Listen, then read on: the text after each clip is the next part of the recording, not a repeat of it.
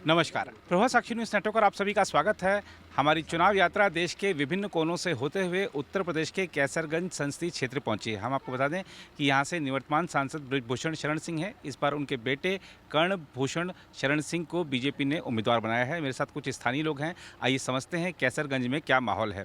जी, कैसरगंज में कह रहे हैं, सुनने में आया कि बड़ी तगड़ी टक्कर है, तो हम भी देखने आ गए कि कितनी तगड़ी टक्कर है। कोई क्या है? टक्कर नहीं है। जी। यहाँ प्रत्याशी का पता ही नहीं है। जी। किसी गांव में चले जाइए, अगल बगल चले जाइए, ना जी। कहीं कोई पता ही नहीं है कौन लड़ रहा है। जी।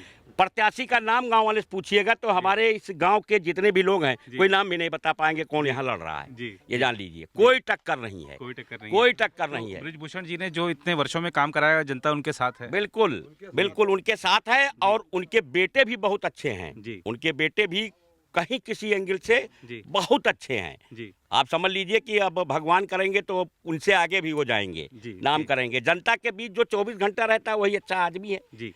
और ये नेताजी 24 घंटा अगर दिल्ली में कार्यक्रम है जी। तुरंत वहां निकलेंगे, सीधे आ जाएंगे जनता के बीच में। जी। आप लोग इनसे पूछ लीजिए जो हमारे भाई जी, लोग हैं, जी, ये हमारे बिल्कुल, बिल्कुल। संयोजक जी हैं। जी, अभी भाई साहब ने दिल्ली की बात करी। दिल्ली में उनके साथ कुछ विवाद जुड़े गए बृजभूषण जी के साथ। आपको लगता है कि उसका कुछ असर इस चुनाव पर पड़ेगा? कोई असर नहीं है, वो सब फर्जी है। जी। हाँ।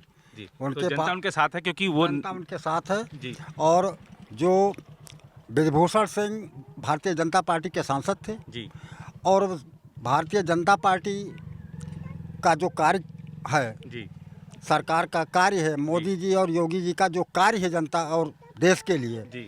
उसको याद करके लोग बृजभूषण सिंह के सुपुत्र श्री कर्णभूषण सिंह को सांसद बनाएंगे। जी, एक चीज़ और लोग समझना चाहते हैं दिल्ली में कि बृजभूषण जी का दबदबा था, दबदबा है और दबदबा रहता है। ऐसा क्यों, क्या है? ऐसा है, जी।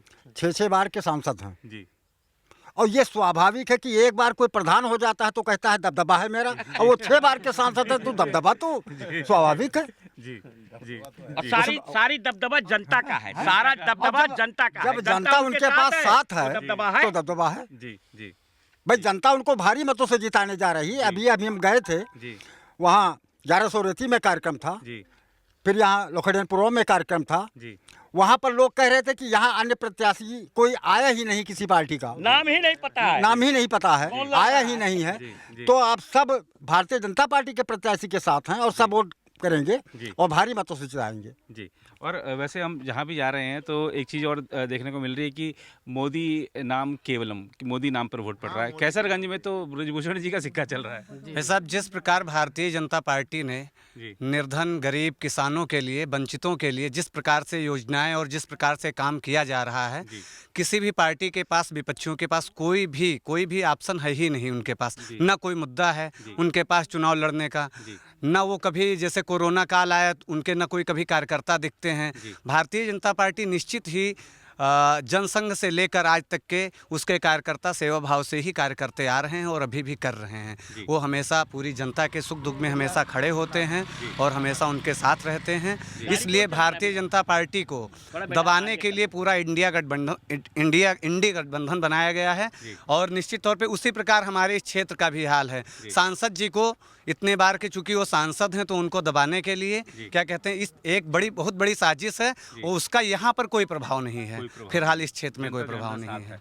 जी, आप युवा हैं। राहुल गांधी कह रहे हैं कि मोदी जी ने नौकरी नहीं दी, हमको आप वोट दीजिए, हम पहली नौकरी की गारंटी आपको पक्की तौर पे दे रहे हैं। क्या लगता है? देखिए, युवा, आज का जो युवा है वो काफ़ी समझदार है, वो किसी के बहकाओं में आने वाला नहीं है। क्योंकि ऐसा नहीं है कि आपको मौका नहीं मिला। जी। आप पिछले कई वर्षों तक आपने शासन किया और आपने क्या सुधार किए सब ने देखा। जी।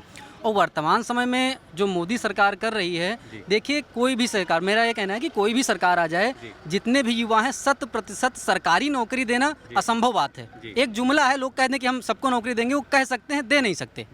लेकिन जो बीजेपी सरकार ने किया है, जो करके दिखाया है, इन्होंने कहा है कि नौकरी लेने वाले नहीं, नौकरी देने वाले बनो आप। इन्होंने जैसे MSME योजना चलाई, मुद्रा योजना चलाई, या जितनी भी लाभदायी योजनाएं चला रहे हैं, युवाओं के लिए चला रहे हैं कि जैसे अभी मान लो किसी युवा को कोई व्यवसाय करना हो तो उसके लिए बैंक में खाता आसानी से खुल जाता है। लोन लेना हो, कोई आपको सोर्स नहीं लगाना है, कोई सिफारिश नहीं करनी है, आपका व्यवसाय अच्छा चल रहा है, आपको तुरंत लोन मिल जाता है। कई प्रकार की सब्सिडी चल रही है, 35% तक की MSME में सब्सिडी आती है।